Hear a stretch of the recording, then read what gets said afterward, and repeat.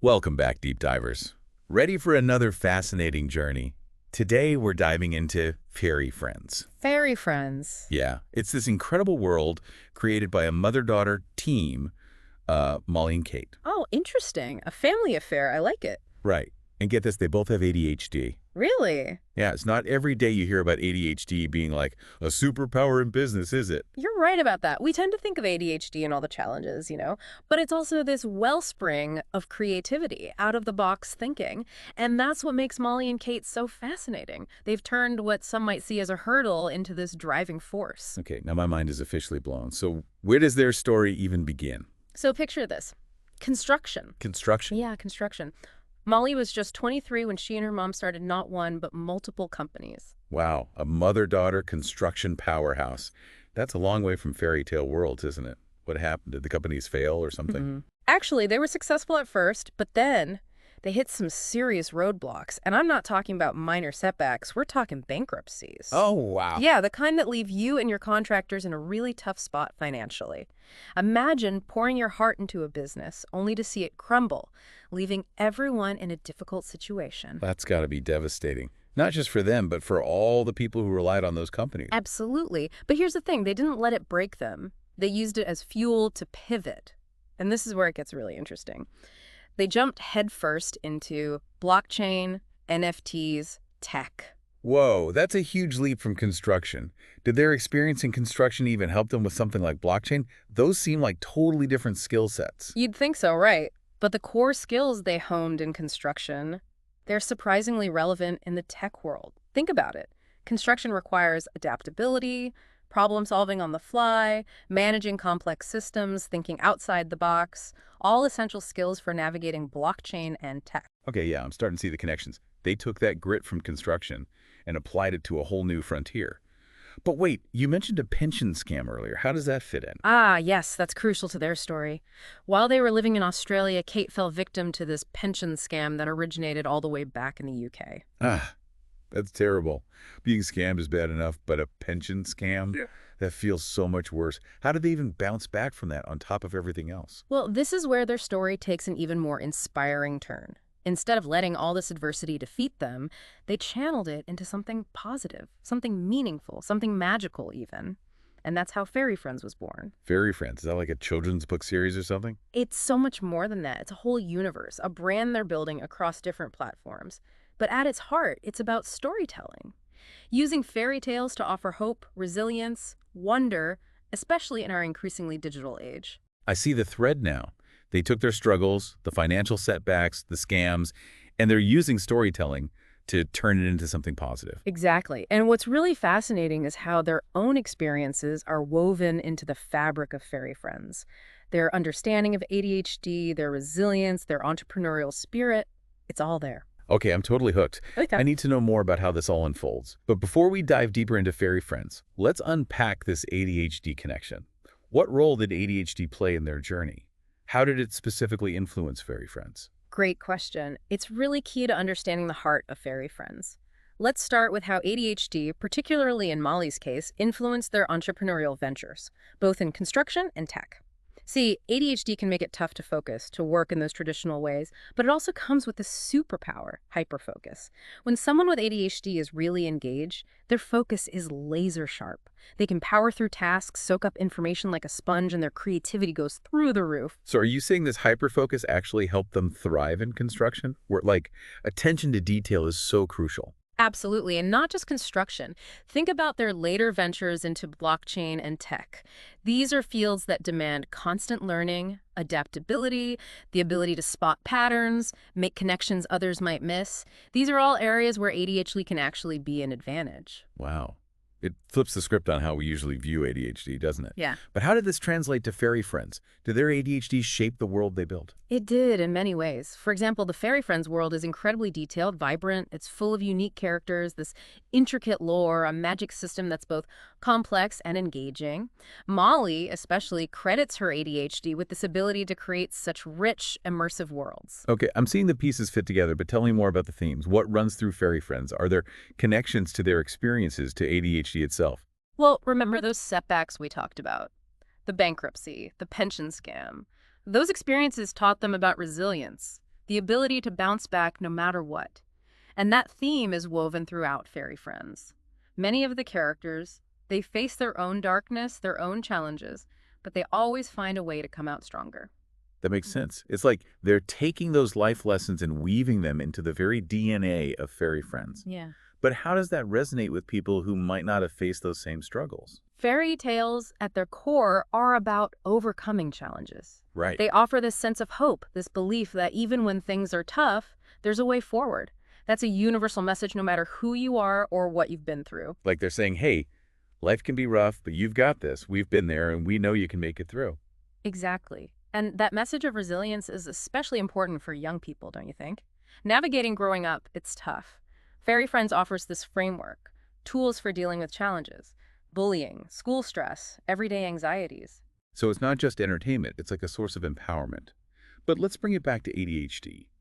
How does that influence the actual storytelling? Think about what ADHD is like. It's this constant need for stimulation, for making connections, jumping from one idea to the next. That energy translates into a storytelling style that's dynamic, engaging, unpredictable. It's not your typical once-upon-a-time narrative, is it? Are we talking plot twists, surprise character arcs, maybe even some breaking of the fourth wall? You're getting warmer. Fairy Friends keeps the audience guessing. There are layers to uncover, hidden connections, a sense that anything is possible. Sounds captivating, especially for audiences who are used to more predictable stories. But with all that complexity, how do they keep it coherent? It seems like it'd be easy to get lost in the details. That's where that combination of ADHD and their business experience comes in.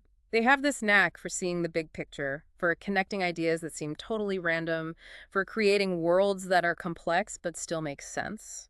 It's like their ADHD gives them a superpower for world building. They can see those connections others miss, embrace the chaos, turn it into something beautiful, meaningful. You got it. And that leads to another big theme, transformation. Like Molly and Kate turning their struggles into fairy friends, many characters go through their own transformations. They face trials, mess up, but come out changed for the better. Powerful message, especially today with all the pressure to be perfect, to have everything happen instantly. Fairy Friends reminds us that real growth takes time, effort, and a willingness to embrace the messy parts of change. And this ties back to ADHD in a fascinating way. People with ADHD often feel different, like they don't fit in. But Fairy Friends celebrates that difference. It says transformation isn't about fitting into some mold, it's about finding your own path, becoming the best you. I love that, a message of self-acceptance empowerment, especially for anyone who's ever felt like they're on the outside. But we haven't talked about the tech side yet. Blockchain, NFTs, where do those fit in? This is where their business savvy and their understanding of the digital world really shine. They're not just telling stories, they're building an entire ecosystem using blockchain and NFTs in totally innovative ways. Okay, I'm all ears. How are they using those technologies? Is it just about, like, selling digital collectibles? Or is there something more? It's way more than collectibles. Think about it. Blockchain is all about decentralization, transparency, community ownership, perfect alignment with their vision for Fairy Friends.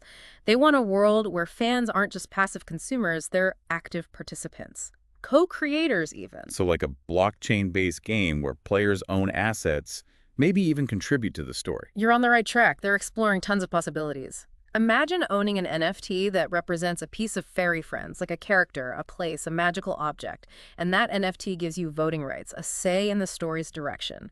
That's the level of engagement they're going for. That's next-level storytelling. They're taking fairy tales and blasting them into the 21st century, using technology to create something truly immersive, interactive. Their vision is amazing. And there's more. They're also using blockchain to make sure the artists and creators who contribute to Fairy Friends get paid fairly for their work. That's fantastic. A more equitable model for the creative world where artists can thrive and fans can directly support them. That's incredible. I'm so curious to see how it all comes together. But let's give our listeners a moment to process all this. When we come back, we'll dive into some of the specific characters and storylines that make Fairy Friends so captivating. Okay, deep divers, we're back, and I'm still reeling from all this Fairy Friends talk. We've covered their incredible journey, their unique approach to storytelling, and how they're using blockchain to create this whole new kind of fan experience. But what about the stories themselves? What kind of tales are they telling? Who are these characters? Get ready to be transported. Fairy Friends is full of characters and stories that are both whimsical and relatable. Remember those themes of resilience and transformation we talked about? Well, they come alive through these characters who face crazy challenges, but they find the strength to overcome them and they grow in the process. Okay, you've got my attention. Give me an example. Hmm. Who really embodies those themes? Let me introduce you to the Willow Wisp. The Willow Wisp. Yeah, it's this creature born from a willow tree. It's got this ancient wisdom, deep connection to nature, but it's life. Not a walk in the park. It's gone through forest fires, devastating storms, even losing its willow home. Ah, But through it all, the will-o-wisp keeps going. It adapts, evolves. Its inner light never goes out. that's such a powerful image. Yeah. It's like a reminder that even when things are really tough, we can adapt, we can keep our own inner light burning. But the Will-O-Wisp story doesn't just end there, does it? It wouldn't be much of a fairy tale if it just sat around moping. You're right. The will-o-wisp doesn't just survive. It uses those experiences to help others. It becomes a guide, a beacon of hope for other creatures facing darkness. It shares its wisdom, its strength, helps them find their own way to keep going. I love that. It's like even when we're struggling, we can still be a source of strength for others. Especially important for kids who might be going through their own tough times. Absolutely. And that's just one example. Fairy Friends is full of characters like this, each showing different sides of those core themes. You've got characters who doubt themselves, who learn to embrace what makes them unique, who discover the power of friendship and community.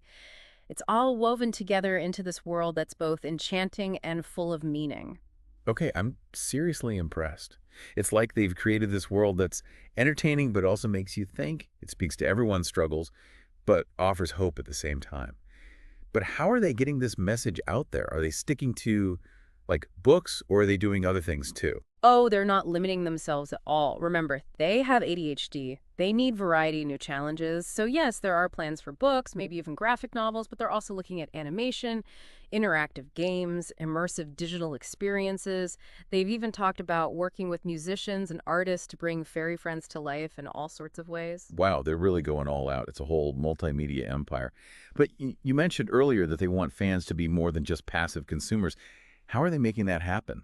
This is where the blockchain technology comes in. They're thinking about a platform where fans can actually own a piece of Fairy Friends through NFTs.